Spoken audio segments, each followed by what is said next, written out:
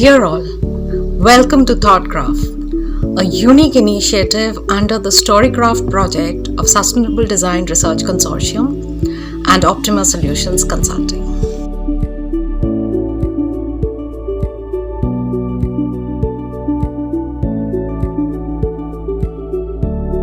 Here, we are organizing modular masterclasses with experts from the industry and academia who will offer in-depth yet bite-sized learning from emergent discourses and future ecosystems.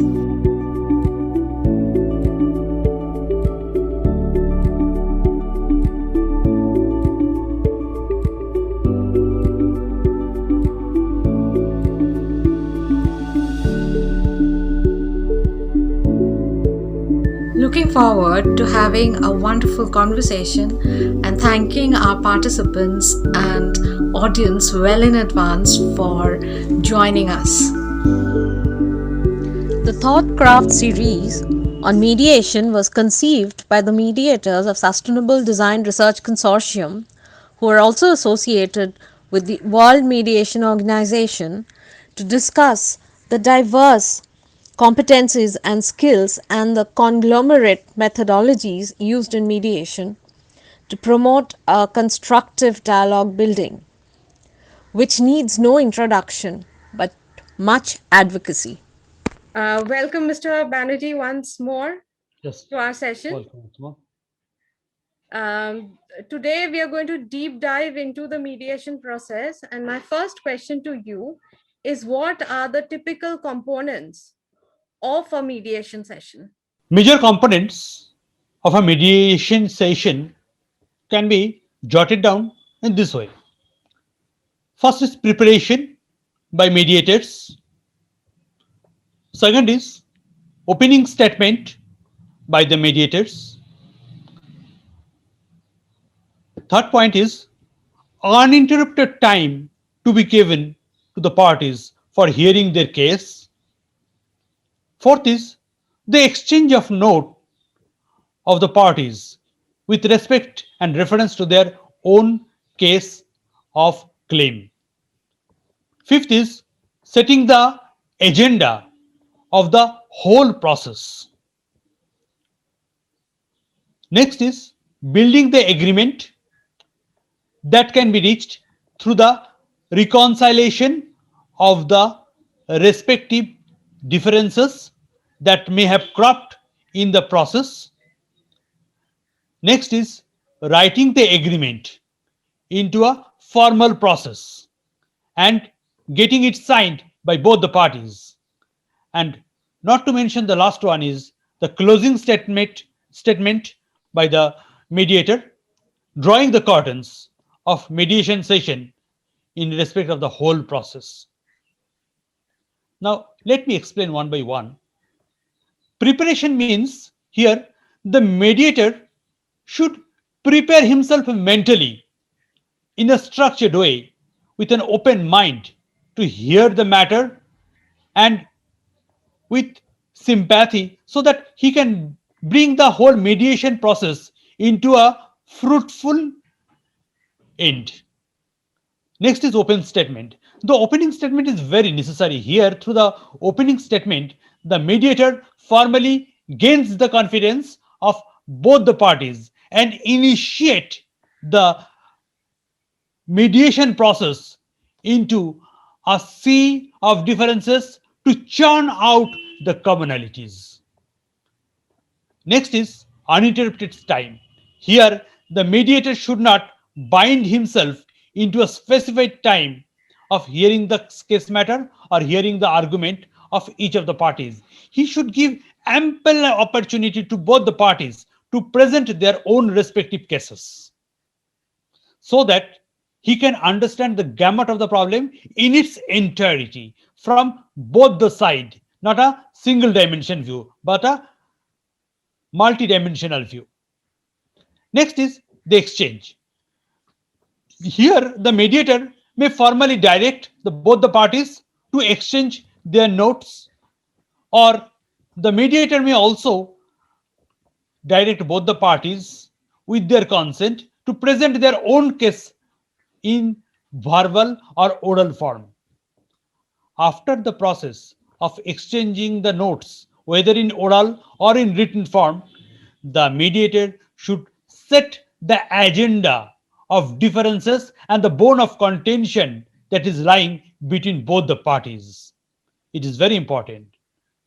After learning this process, then the next step is the mediator should initiate himself in building the agreement, including in its form or inclusion within that agreement all the differences or all the commonalities, and then creating an version of commonality that is satisfactory to both the parties. Here, while building the agreement can be brought in the or should be brought in a writing form so that the both the parties should adhere to those commonalities and cannot move away from the common set of agreements or process that they have agreed to. After writing down the agreement, it should be signed by both the parties in the presence of the arbitrator, and then the arbitrator, through his closing statement, should draw down the curtain of process of mediation in the whole or its entirety. That is the process should be adopted by both all the arbitrators in the process. Okay, that's very comprehensive. I would like to ask you that in the process that I would add to it. Initially, it may appear to be a complex state of process, but when you take a perception or a mindset, then it is very comprehensive in its nature without leaving any iota of doubt in the mind of all the parties, whether mediator, whether the contesting or opposing parties, whoever it may be. Thank you, Mr. Banerjee. So, what would you say are important traits that a mediator should have in order to successfully conduct a mediation? It's a trait means here the mediator should have first a very open mind state. Secondly, the mediator should be adaptable in the sense that he should take all the ideas from both the parties and can adapt it. He can take the process in its conclusion by adopting a very comprehensive process of understanding. Next is the mediator should have a very structured mindset so that he can point out the differences as well as the commonalities that are gaining crop within the statements of both the conflicting parties. And last, that he should have a very painstaking mindset. Mr. Sanyal, who is also a mediator with the World Mediation Council, wanted to ask a question. I'll be putting my question into place to Mr. Banerjee. Mr. Banerjee, when we are doing a mediation session internationally, there are lots of protocols that we follow, which perhaps do not, not apply to a mediation which is happening right now in India. So I'd like you to put in a word or two about the toolbox, what we call the toolbox. What are the essential tools that a mediator uses if he is performing a mediation, he or she, in a scenario where the parties are not from the same country? We have a little bit of cross-cultural mediation happening.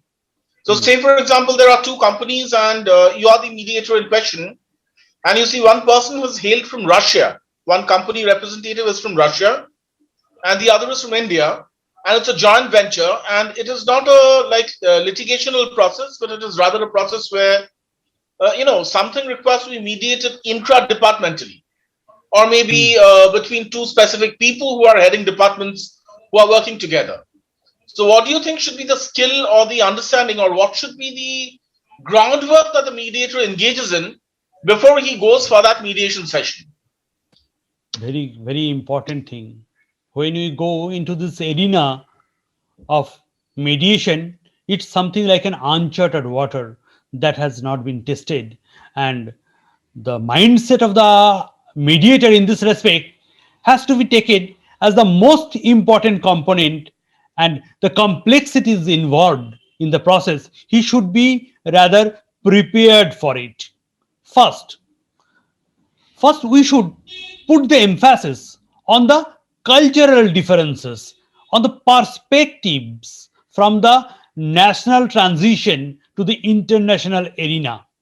The thought process or the cultural values or the perspectives where of a party in India will not be the same from what the perspectives, values, and the business process and cultures in Russia. Therefore, that difference plays a big role. There is a very yawning gap lying between both the parties.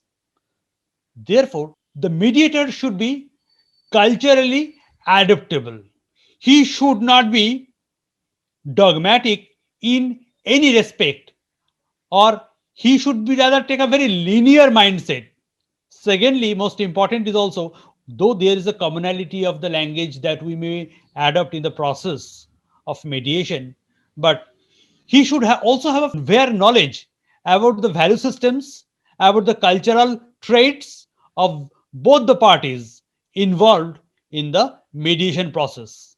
When he will have a very comprehensive set of understanding, whether in respect of the cultural value systems or the cultural traits, and also the business mind or the business mindset of both the parties involved in the arbitration, he will be able to take up this problem very successfully.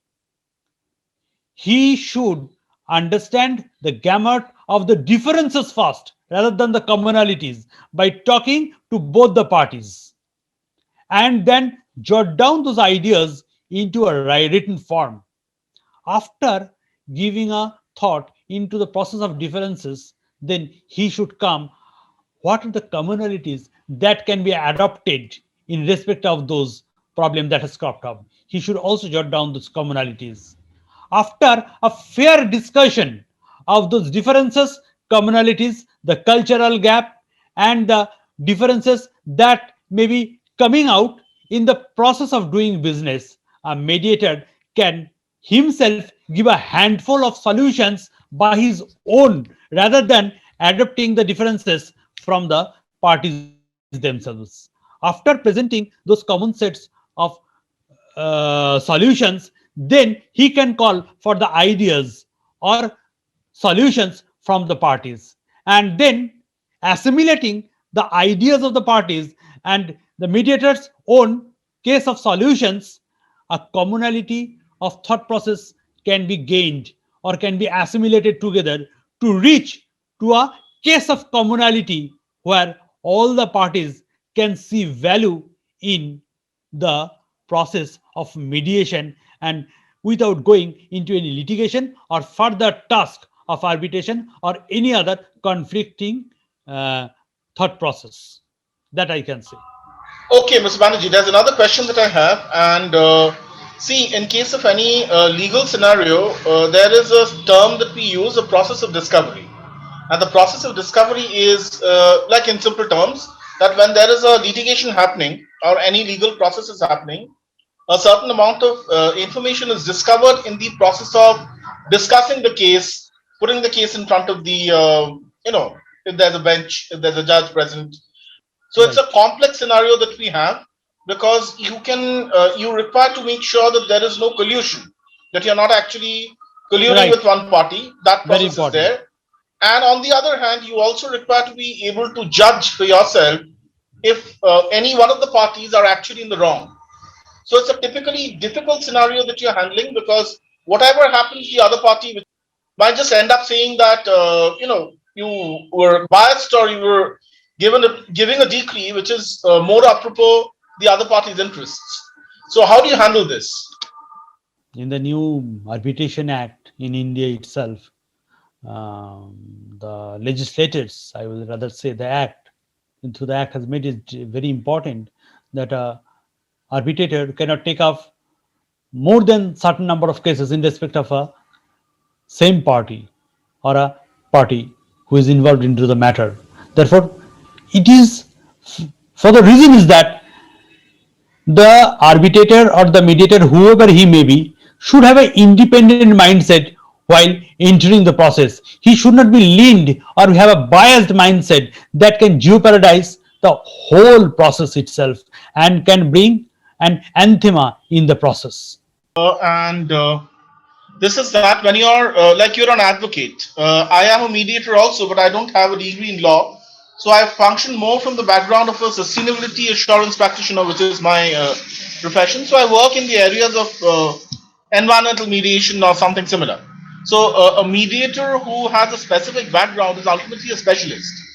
But a mediator who's working for any scenario like you, who's a law practitioner or a legal practitioner and an advocate or a barrister in the international perspective, has to prepare himself or herself before a mediation case is taken up, where he goes in as or she goes in as a mediator. Right. Now, my question is, when you are researching for a litigation and au contraire, the litigation, when you are preparing for a mediation case, how do you prepare? Is there a difference in your approach, or do you study the case the same way? Of course, there is a differences. The difference is that when you go for the litigation, it's a single dimensional view. Single dimensional view is that you are preparing the case study for on behalf of your client, and you are taking into the perspective of your client into your consideration in a single motto. Therefore, whatever your client says and how you prepare the case brief depends on the version or oral statement or oral narration of your client. Therefore, it's a single minded or single directional process. Whereas when you take the mantle of an arbitrator, it cannot be that single-minded process. It has to be multidimensional facets in every form and also in the mindset. You have to be agile in the sense is that you have to be adapted to the nature of the problem and can see the problem from different directions so that you can set a clear mindset and neutral mindset for yourself so that you can set your own goal. You can set your own goal, you can set your own standards where you will not be biased. That is very important. Unless and until you create yourself or can remodel yourself with an unbiased view, you are not fit to be a mediator. And for mediation process, it is very important that you understand the problem from different perspectives. You should not understand the problem for dragging it into a case conclusion. You should understand the problem in concluding the matter in a harmonious way so that you can earn the satisfaction of both the parties, and both the parties are satisfied in the sense that this is the best chance they have got and this is the best thing that they could have gleaned from the process. That is the difference. Okay, just one last question. The question is, I'm giving a scenario. If you could just analyze the scenario and give us your understanding as a legal practitioner. Say, for example, you've taken up a mediation case where you understand what the problem is between the two parties. Now, in the process of your research, you find out suddenly, at a specific point of your research, that there's a precedent where the Honorable Supreme Court has put forward, as I said, a judgment which somehow is against the case of one of the people, one of the two parties in concern. So how would you handle the communication of the same? How would you put it forward so that it doesn't give a feeling of bias and yet it puts forward the case in a neutral light, effectively in a mediation scenario? Very good. Here, whenever you enter into this room, you should not look into the big elephant roaming around in the room. You have to keep your mindset clutter free. Don't look at the judgments. No, don't look at the Supreme Court. Don't look at anyone. Create your own standard. Create a process of thought where you can understand the gamut of the problems of your parties. Not for the solution of the problem, but the solution should come from the parties itself, rather from you as a mediator, who have harmonize their thoughts into a single minded way, so that you can harmonize their thoughts in the process where they understand what is the wrong within their thought process and what is the right in their thought process, and allow them that opportunity to harmonize that thought process into an unity where they can hammer out the problem themselves, and you can only act as an facilitator in that thought process. So very simply put, Mr. Banerjee, thank you for the explanation. Couching it in simple language, like what we would say is that the mediator is not the judge, jury, and executioner. He's Right. more of a person who is facilitating, as you Sympathetic rightly to the said, cause. empathetic to the of cause, party. like, analyzing the root cause and trying to come to a point where it would be beneficial for both the parties. So it is not a Right. legal litigation we are getting into, but a process where we are trying to solve problems. So it's more a problem-solving mindset that we require Right. to have, The mindset more so is than just an important. understanding of law. Rather, I agree with this. Thank you so much. And thank you all, because this was a very, very comprehensive highlighting of some of the significant aspects of mediation that we have been wanting to bring out through our discussions, and we look forward to the next one. Thanking all of the participants and discussants, and particularly Advocate Maulay Banerjee for sparing us the time.